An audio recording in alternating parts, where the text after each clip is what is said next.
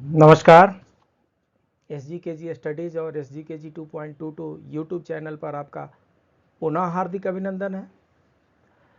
और अभी हम ये जानने का प्रयास करेंगे कि होटल में, रेस्टोरेंट में, ढाबों में, रोड साइड जो छोटे छोटे शॉप होते हैं उनमें जो स्वादिष्ट खाने बनते हैं, वे स्वादिष्ट खाने क्या स्वास्थ्यकर भी हैं? जो स्वादिष्ट खाने, जो चटपटे खाने, जो जो लजीज खाने जो हम खाते हैं, जिनके स्वाद के आगे मम्मी की रोटी सब्जी और दाल फीकी लगती है, क्या वे मम्मी के खाने से ज्यादा स्वास्थ्यकर हैं, बराबर स्वास्थ्यकर हैं, कम स्वास्थ्यकर हैं, या सिर्फ हानिकारक ही हैं, जो हम पैसे दे करके अपने शरीर का नुकसान कर रहे हैं?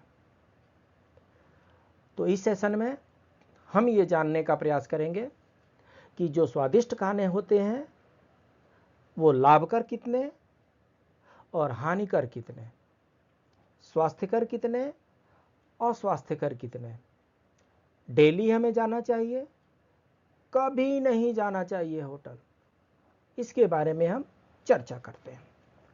सो ये खाने देख करके, ये चटपटे लजीज स्वादिष्ट कलरफुल खाने देख करके तो आपके भी जीभ पर पानी आ ही गए होंगे।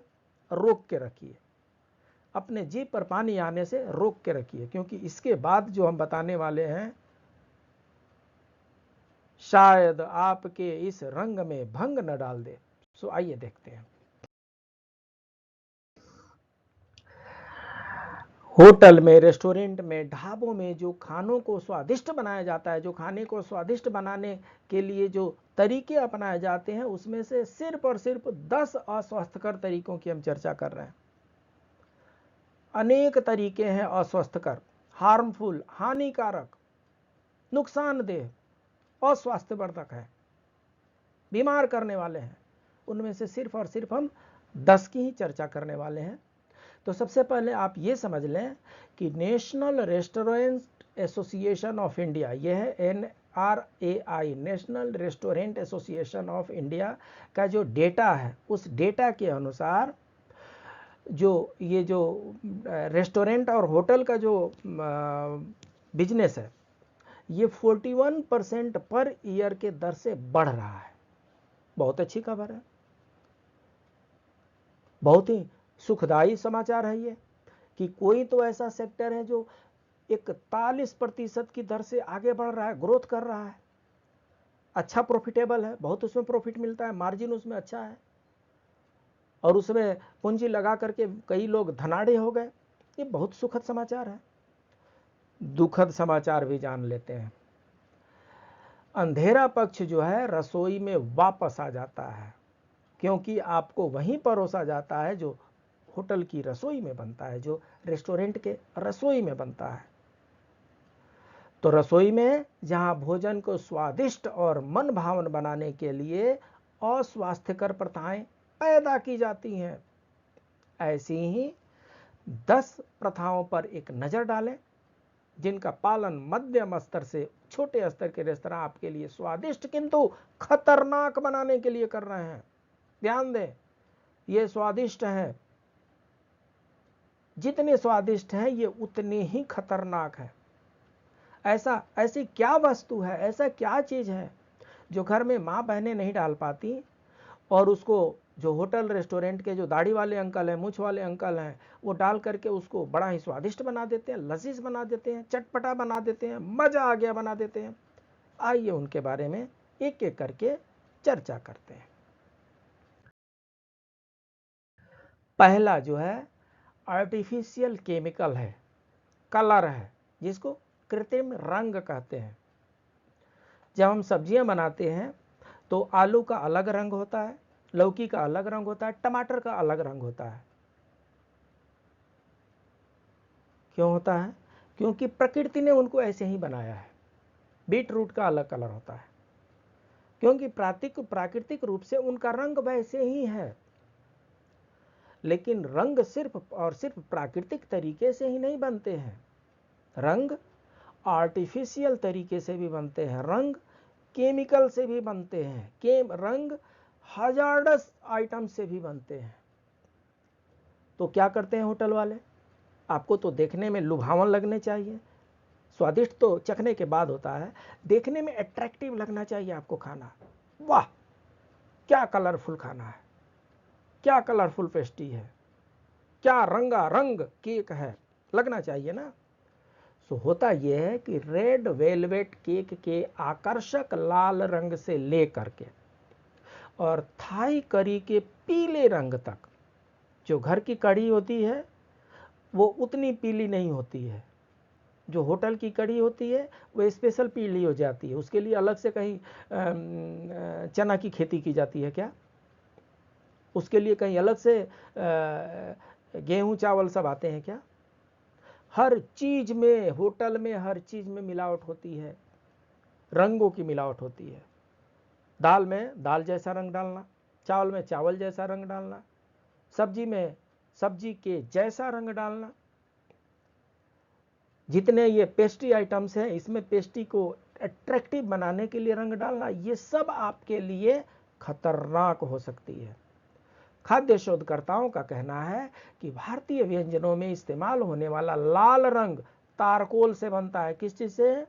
तारकोल से बनता है। ये वही तारकोल है जिसे रोड बनाए जाते हैं, ब्लैक कलर के जो रोड हैं स्टोन के बीच में, उसको पकड़ने के लिए तारकोल डाला जाता है, उस तारकोल से ये लाल रंग बनाए जाते हैं।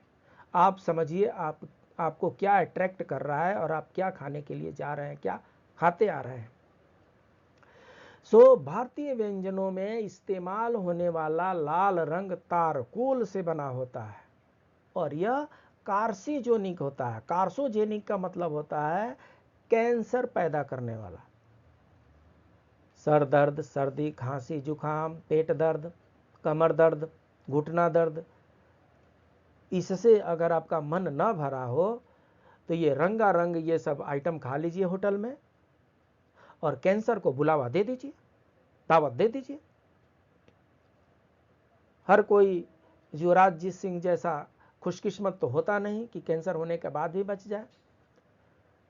90% लोग, 90% तो नहीं कहेंगे बट मेजॉरिटी जो लोग हैं वो कैंसर से पीड़ित होकर के अपना धन दौलत सब कुछ त्याग करके फाइनली शरीर भी त्याग ही देते हैं।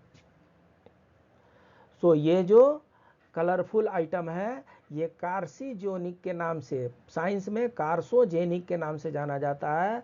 कोई भी पदार्थ जो कैंसर का कारण बनता है उसे कार्सिनोजेनिक कहते हैं। आपको जानकर हैरानी होगी कि साधारण रसमलाई में भी वो जो केसर के नाम पर जो केसर जैसा दिखता है ना, वो भी मिलावट होती है। केसर के स्थान पर रंग का उपयोग रेलवे स्टेशनों और बस स्टैंडों पर मिठाई की छोटी दुकानों और रेहड़ी पटरी वालों के साथ भी किया जाता है। आप इस गलतफहमी में ना रहें कि जम्मू कश्मीर से कोई केसर लेकर के आ रहा है और वो आपके रसमलाई में मिला रहा है और उसे आप ग्रहण कर रहे हैं। इतना बड़ा जोखिम कोई मोल लेने वाला नहीं है। जब 5 रुपये 10 रुपये का केमिकल है उसको मिलाने से रसमलाई का रंग आ जाता है तो आसान तरीका कोई क्यों छोड़े। तो हर रंग जो है केमिकल है। लगभग जितने भी रंग होटल में, रेस्टोरेंट में, ढाबों में डाले जाते हैं वो सब आर्टिफिशियल केमिकल हैं, वे सब कार्सिनोजेनिक हैं, ये सब कैंसर के कारण बन सकते हैं। इसलिए समझदार हैं तो अभी से इसका त्याग कर ही डालिए। आगे और बढ़ते हैं। फूड प्रिजर्वेटिव्स, खाद्य परिरक्षक। होता यह है कि खाना पीना बनाना एक प्रोसेस है, उसमें मैन मनी मटेरियल सब कुछ लगता है। तो जो और कई बार एक जगह से दूसरी जगह ट्रांसपोर्टेशन भी करने पड़ते हैं और कई बार वो प्रोडक्ट आइटम जो है एक दिन से लेकर के साल भर के अंदर तक बेचे जाते हैं। तो घर में अगर कोई खाना बनाएंगे तो वो तो शाम तक बासी हो जाती है, उसको तो फेंक दिया जाता है। होटल वाला अगर फेंकना शुरू करे तो उसका तो बिजनेस ही चौपट हो जाएगा। वो क्यों फेंके? वो क्या करेगा, वो उसमें फूड प्रिजर्वेटिव डालता है। फूड प्रिजर्वेटिव क्या होता है हम आपको समझाते हैं। घर में माँ बहनें अचार बनाती है, सिरका बनाती है। सो अचार और सिरका में क्या करते हैं, अचार में क्या करते हैं, थोड़ा तेल बढ़ा दिया जाता है, थोड़ा नमक बढ़ा दिया जाता है और धूप में सुखाया जाता है और बीच बीच में उसको धूप में सुखाते रहते हैं। तो उसमें हार्डली कोई, एक्सेप्ट नमक, नमक भी केमिकल है और उसके बारे में भी हम आगे पढ़ेंगे कि नमक कितना हम ले सकते हैं, कितना हमारे लिए सूटेबल है। सो नमक भी केमिकल है, ऑयल का भी भगवान जाने, अगर पैक्ड ऑयल आ रहा है तो उसमें कितना केमिकल है भगवान ही जाने। बट प्रिजर्वेटिव के नाम पे उसमें हम अलग से कुछ नहीं डाल रहे हैं। जो ये पैक्ड फूड वाले हैं, जो रेडी टू ईट फूड वाले हैं, जो 2 मिनट में मैगी बना लीजिए वाले हैं, जो होटल वाले हैं, रेस्टोरेंट वाले हैं, वो क्या करते हैं, उन खानों में सोडियम बेंजोएट मिलाते हैं। क्या मिलाते हैं? सोडियम बेंजोएट मिलाते हैं। एक प्रकार का ये विशेष नमक होता है। नमक क्या होता है? सोडियम क्लोराइड होता है। सोडियम क्लोराइड NaCl जो होता है उसको साल्ट कहते हैं, नमक कहते हैं। ये सोडियम बेंजोएट है, नमक की तरह होता है, जो इन दिनों भोजन में पाए जाने वाले यजकों की लंबी सूची में से एक है। AFA के निर्देशानुसार रसायन स्वाभाविक रूप से नहीं पाया जाता और किसी भी भोजन में 0.1% से अधिक नहीं होना चाहिए।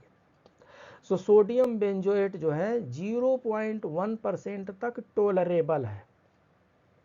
लेकिन ऐसा देखा गया है कि आप अगर आटा, गेहूं से आटा आपने पिसवा दिया, घर का आटा तो 15 दिन 20 दिन में खराब हो जाता है।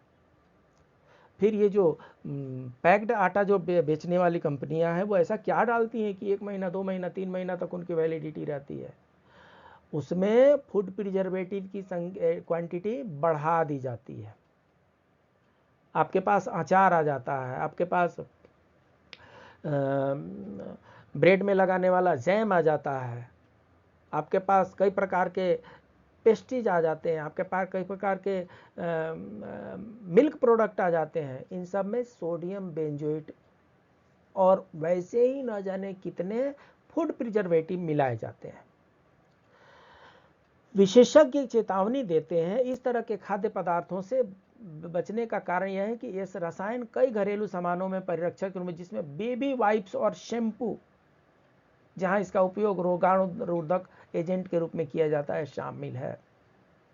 सो ये इतना नुकसानदेह होता है, इतना नुकसानदेह होता है ये सोडियम बेंजोएट कि शरीर में जा करके और जरूरी जो हमारे बैक्टीरिया हैं उन्हीं को मारना शुरू कर देता है।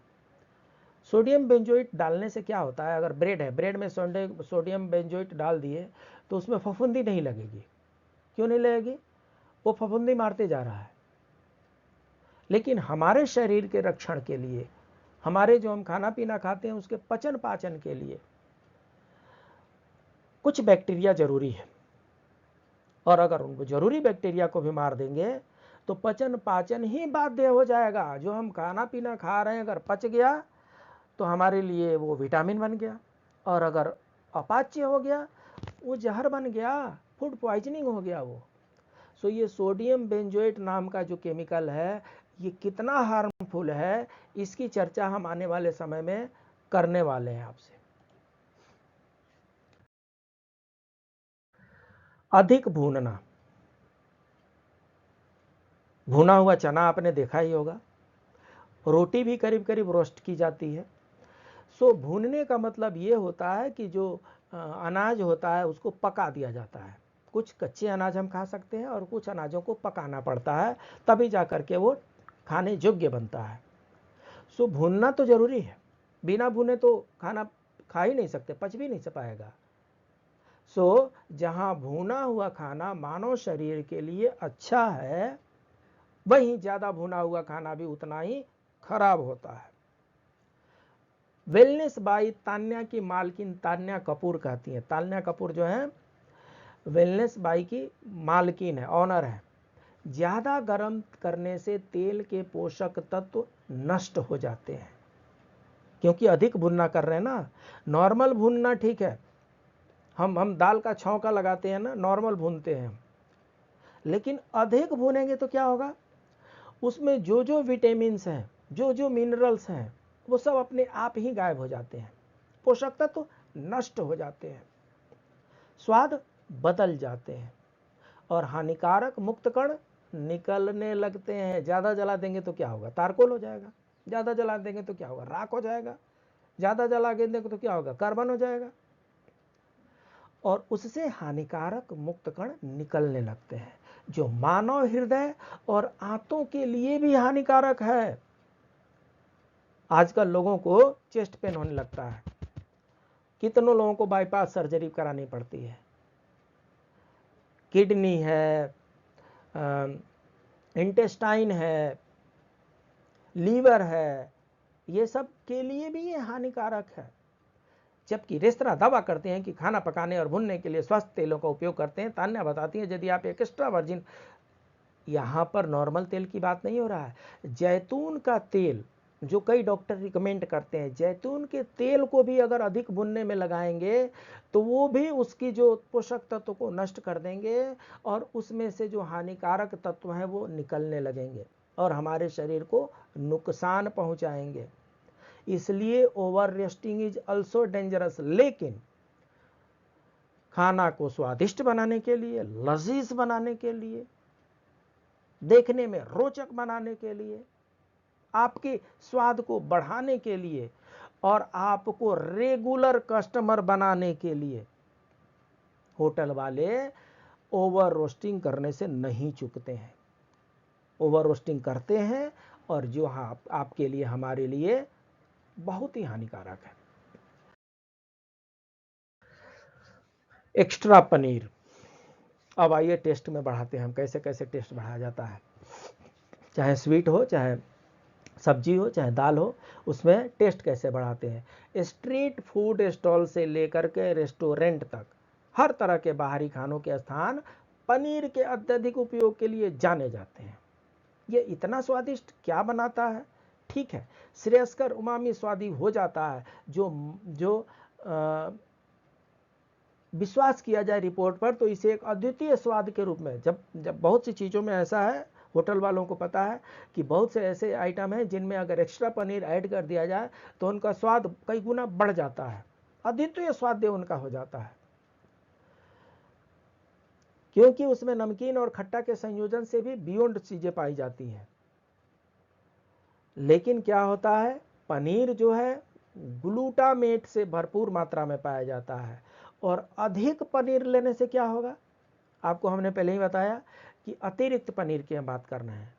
अगर लिमिटेड पनीर यूज हो रहा है ठीक है, चलेगा, लेकिन होटल वाले ऐसा नहीं करेंगे। उनको खाना आपको टेस्टी बनाना है, स्वादवर्धक बनाना है, स्वादिष्ट बनाना है, तो इसलिए वो एक्स्ट्रा पनीर डालते हैं। जब हम एक्स्ट्रा पनीर की बात करते हैं तो मान लीजिए कि 50 ग्राम हमें पनीर खाना चाहिए, तो 50 ग्राम हमने पनीर में डाल दे, अलग से सब्जी के रूप में ले लिया।